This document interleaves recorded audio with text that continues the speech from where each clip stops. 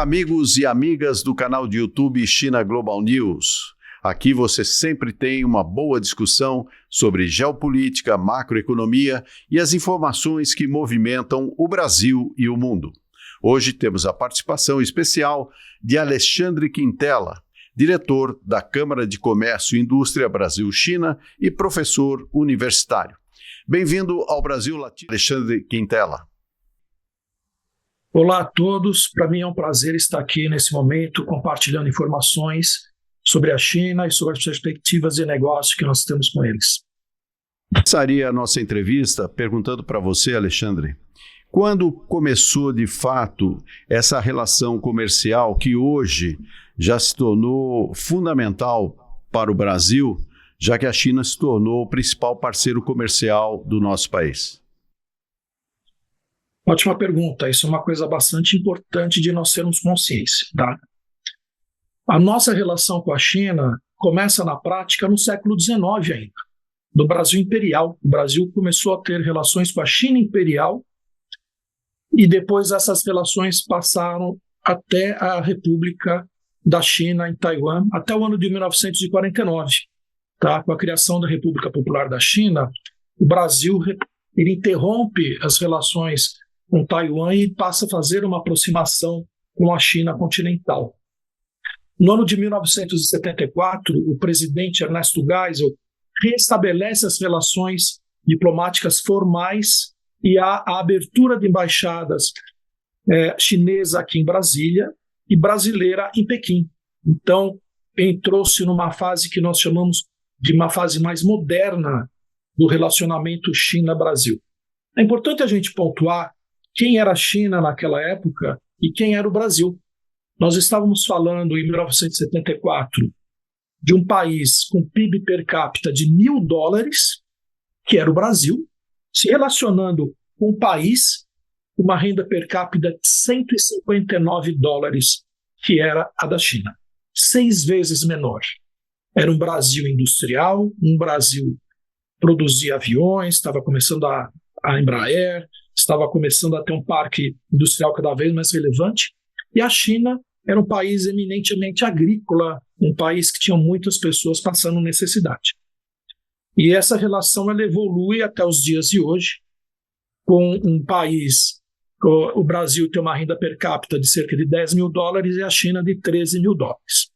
Houve um ponto de virada nesse relacionamento, que ele se tornou mais robusto, que foi quando houve o boom das commodities. Esse boom das commodities aconteceu mais ou menos na mesma época em que a China entrou na Organização Mundial do Comércio, em 2001, e ela tinha muita demanda mundial por soja, minério de ferro, petróleo e carne, o que o Brasil produzia em larga escala, né? Então, começou-se com um comércio bilateral que era de $6 bilhões em 2003 e estamos próximos aos $200 bilhões agora no ano de 2025. E em 2009 tem um outro marco importante, que é o momento em que a China ele se torna o maior parceiro comercial do Brasil.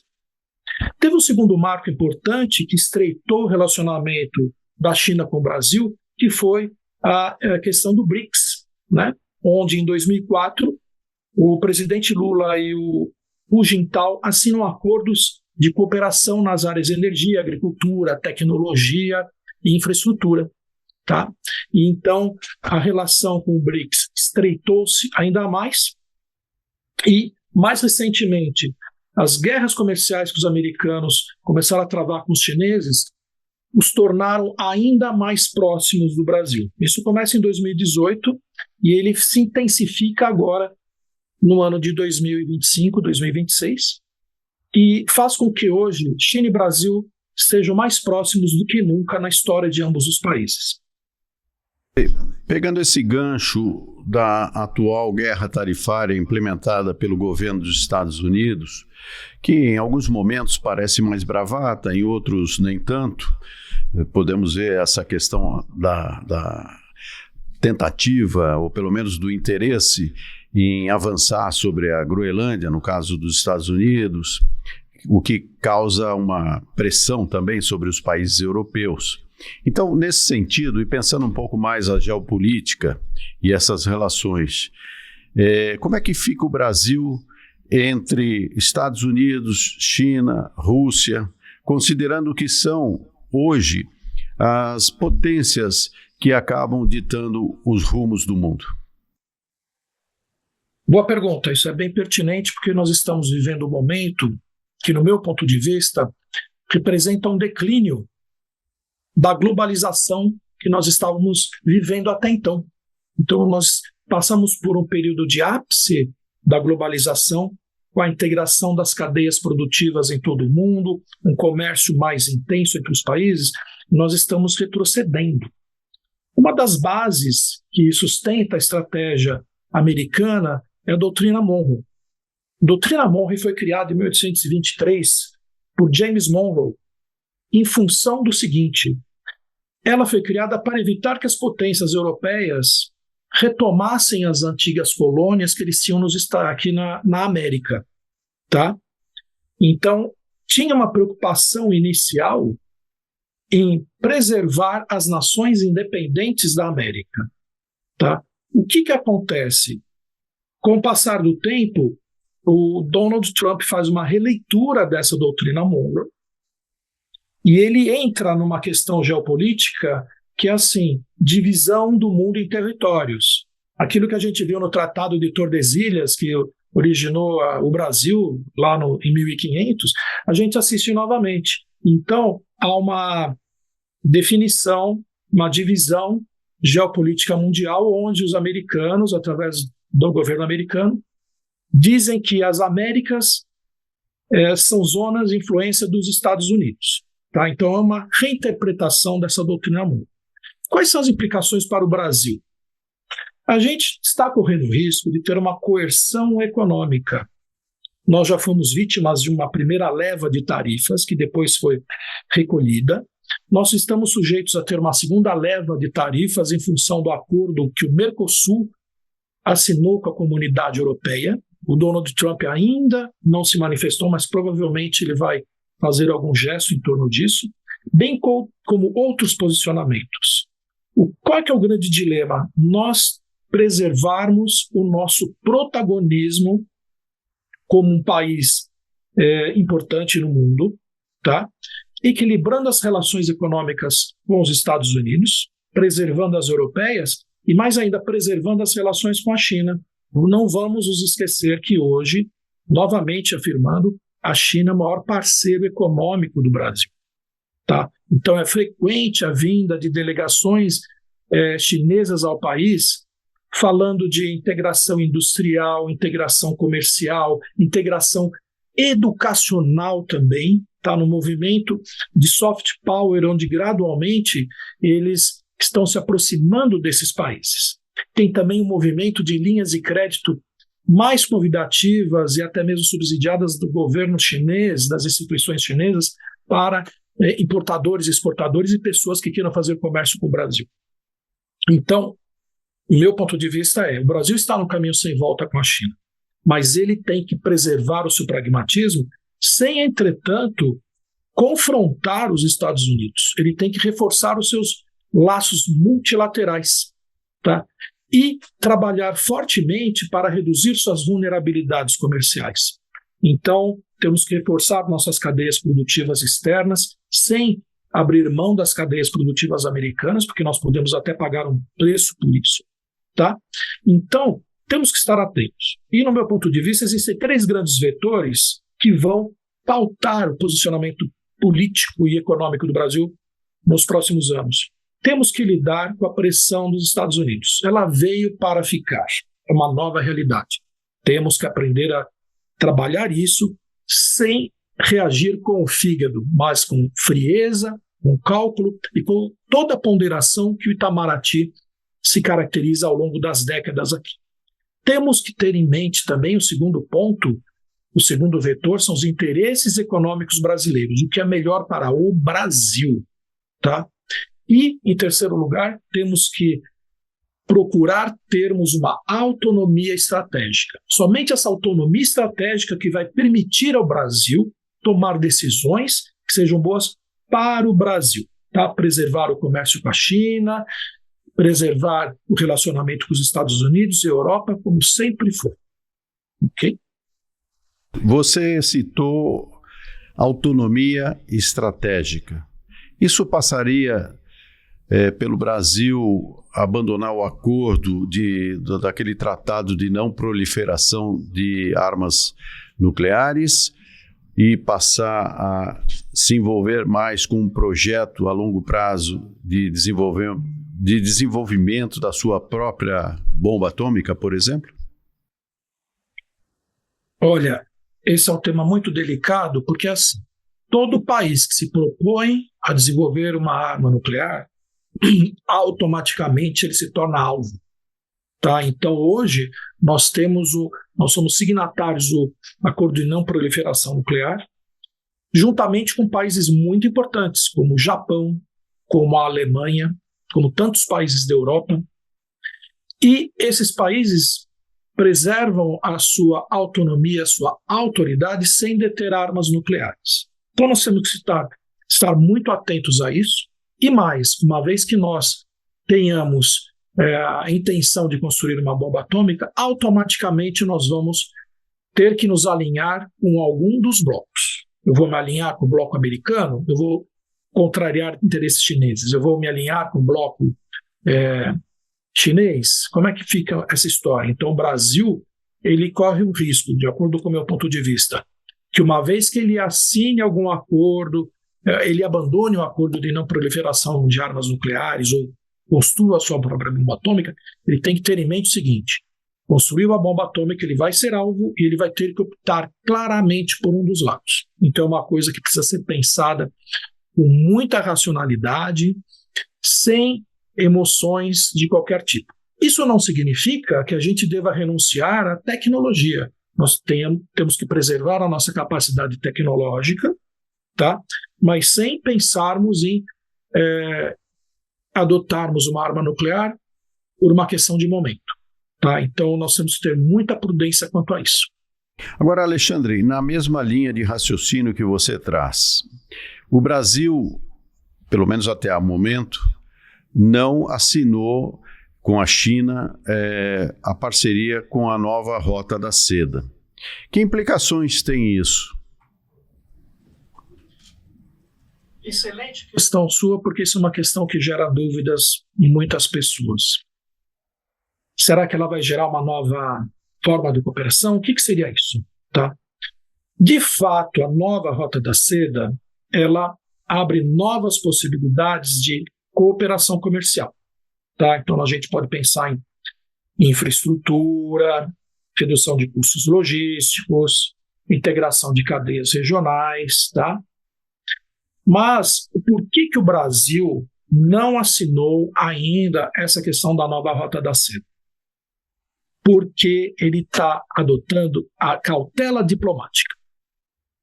Temos que ter em mente que somos o maior país da América do Sul e, em maior ou menor grau, para onde o Brasil caminhar, os demais países vão caminhar. Então, isso pode contrariar interesses dos Estados Unidos, por exemplo. Então, essa questão de termos um país, o americano, mais agressivo, atacando a Europa, atacando a América do Sul, como eu disse, é um caminho sem volta. Existe uma preocupação diplomática e de imagem. E qual que é a imagem que o Brasil também quer? Se ele pretende ter um protagonismo e uma certa isenção, a adoção automática dessa nova Rota da Seda vai levar a um alinhamento que, na minha opinião, pode se tornar excessivo em relação à China. E uma vez que ele fique com esse alinhamento excessivo em relação à China, ele pode perder a importância de ser um protagonista internacional e ele se apequenar. Agora você pode falar, mas isso não vai trazer deficiências ou perda de oportunidades com a economia chinesa? Na verdade, o relacionamento comercial Brasil e China está de vento em popa. Tá? A China vê no Brasil o grande polo industrial das empresas chinesas na América do Sul. Quando você vê a BYD montando uma grande fábrica em Camaçari, outras empresas chinesas aqui no Brasil, no ramo da energia, da infraestrutura, todas elas têm o intuito de ter o Brasil como um grande polo para atingir a América do Sul. Além disso, eles têm investimentos expressivos em infraestrutura, em geração de energia, estão caminhando para a mineração, para o agronegócio, para portos. Ou seja, a adesão do Brasil à rota chinesa é muito mais uma adesão formal a uma parceria do que um benefício prático, porque o benefício prático já foi obtido, tá? Então, eu acredito que você pode entender a posição do Brasil como uma cautela geopolítica. Tá? Eles querem preservar capacidade de manobra junto aos americanos, sem perder relacionamento com a China. E a China também não condiciona o investimento chinês à participação da nova Rota da Seda. A China entende perfeitamente bem o posicionamento do Brasil e, por isso, não força. Agora, indubitavelmente, a futura adesão do Brasil à nova Rota da Seda vai trazer benefícios comerciais, vai melhorar os mecanismos econômicos, você vai ter integração ainda maior das cadeias. Mas, assim, de certa forma, do meu ponto de vista, o Brasil vai ser um grande beneficiário dessa Rota da Seda, sem necessariamente fazer parte formal dela. E você que está acompanhando o canal de YouTube China Global News, essa entrevista muito elucidativa com Alexandre Quintanilha, eu peço a sua audiência. Se inscreva em nosso canal, curta as nossas mensagens, os nossos conteúdos, estamos nas redes sociais e certamente você vai ter aí sempre uma informação de qualidade. Agora, Alexandre, quero fazer uma pergunta a respeito das terras raras. Somando China e Brasil, temos aí mais da metade de terras raras que existem no mundo. Isto vai possibilitar algum tipo de parceria ainda maior ou poderá, diante até da necessidade que o mundo tem desse tipo de prospecção, algum tipo de frição ou de fissura entre o Brasil e a China? O Brasil e a China juntos detêm mais da metade das terras raras do mundo. E eu não vejo nenhuma possibilidade que possa haver algum desconforto entre os dois países. Eu acredito, isto sim, que eles vão coordenar os esforços para trabalhar em conjunto. Não será surpresa se empresas chinesas virem ao Brasil e começarem a ajudar o Brasil a explorar suas terras raras. Tá? Agora, eu não vejo uma aliança estratégica em terras raras para dominar o mundo, porque, novamente, o Brasil quer ter o seu próprio protagonismo. Tá? Dessa forma, ele também está aberto a contar com investimentos americanos em terras raras, para evitar, por exemplo, o efeito Groenlândia. Hoje eu ouvi um comentarista falando: hoje é a Groenlândia, quem me garante que amanhã não é a Amazônia? Né? Então, eu não acredito que vá haver algum atrito entre Brasil e China em relação a terras raras, pelo contrário, inclusive as reservas, muitas delas são complementares entre si. Vai haver uma exploração, eu acredito que você pode ter empresas chinesas explorando terras raras, o Brasil pode exportar terras raras in natura para a China para beneficiamento, mas eu acho que fica nesse estágio, uma aliança estratégica pode ser prejudicial ao Brasil em relação aos outros países, notadamente os Estados Unidos. Eu gostaria que você fizesse agora para a nossa audiência um raio-x da atual relação comercial entre o Brasil e a China. Ou seja, quais são os principais dados que você pode nos apresentar? Bom, o comércio Brasil-China, ele está muito próspero, está maior do que nunca. São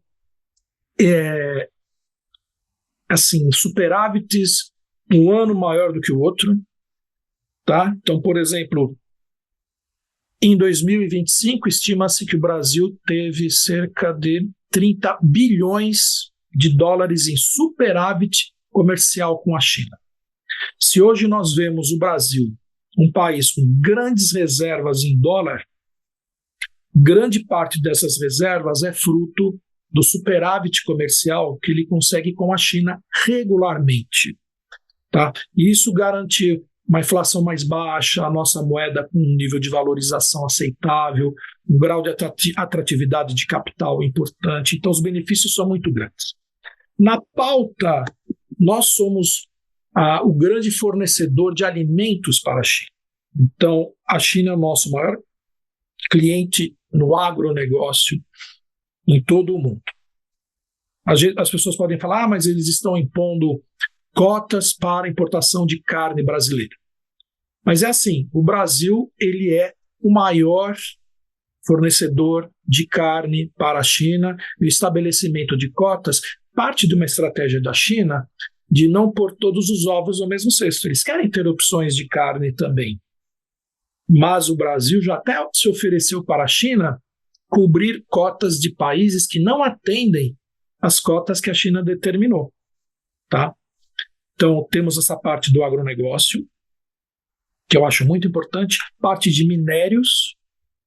A grande parte dos produtos industriais chineses são feitos com matéria-prima brasileira. Então, muitos carros que nós vemos, os carros chineses em todo o mundo, parte do aço utilizado no carro vem do Brasil. Tá? Então, nós temos uma parceria muito importante, somos fundamentais para a indústria chinesa. Tá? E aqui, em contrapartida, nós temos importação de bens chineses, tá? De todo tipo, de forma indireta, através de empresas que produzem na China e importam. Então, só temos marcas nacionais que produzem na China e colocam a marca, o selo, como está se dando início a um movimento de fortalecimento da própria marca chinesa. Então, por exemplo, os automóveis, eu gosto bem de analisar isso. Até anos atrás, a figura do automóvel chinês era uma coisa para você evitar, era um carro que quebrava, não tinha peça, etc. Hoje, o carro chinês é cobiçado pelos jovens. O carro chinês é o grande protagonista de inovação no setor automotivo brasileiro com os carros elétricos e carros híbridos. A importação chinesa fez com que a indústria automotiva brasileira se modernizasse na marra. E hoje, os carros, aquela coisa aspiracional, se pergunta para muitos proprietários de automóveis brasileiros, eles querem ter um carro chinês. Eu quero ter um BYD, eu quero ter um Aval da GWM. O salão do automóvel que eu tive a oportunidade de visitar parecia o salão de Xangai, muitas marcas chinesas de automóveis, e em breve nós vamos ter motocicletas também. Ou seja, essa balança comercial entre Brasil e China complementa ambas as economias. Então, recapitulando, assim, a economia chinesa conta com o agronegócio brasileiro para alimentar a população, conta com os minérios brasileiros para a indústria chinesa, e nós contamos com as máquinas e equipamentos chineses para complementar a nossa indústria. E começamos também a ter a prestação de serviços chineses através do quê? Do TikTok. Nós temos aqui empresas, por exemplo, a empresa do TikTok, ela pretende colocar data centers no Brasil, né? Então você tem o WeChat também começando a se proliferar no Brasil, ou seja, a nossa balança comercial ela é muito boa e muito positiva para ambos os países. Muito obrigado, Alexandre Quintela, pela sua participação aqui em nosso canal China Global News. Certamente informações muito interessantes para que a gente compreenda melhor esse mundo que vivemos. Se você quiser, então, fica aberto o canal para as suas considerações finais. Gostaria de agradecer a oportunidade de compartilhar um pouco com vocês todo o significado dessa relação comercial do Brasil com a China. E desde já me coloco à disposição para novamente estar aqui e discutir outros temas de interesse do canal. Muito bem, e o canal de YouTube China Global News está sempre à sua disposição. Você que está aí do outro lado da telinha, acompanhando as informações, os conteúdos que trazem muita reflexão sobre geopolítica, macroeconomia mundial, enfim, assuntos que interessam sim diretamente a você. Então se inscreva em nosso canal, acompanhe o conteúdo das nossas redes sociais e eu espero você em uma próxima oportunidade.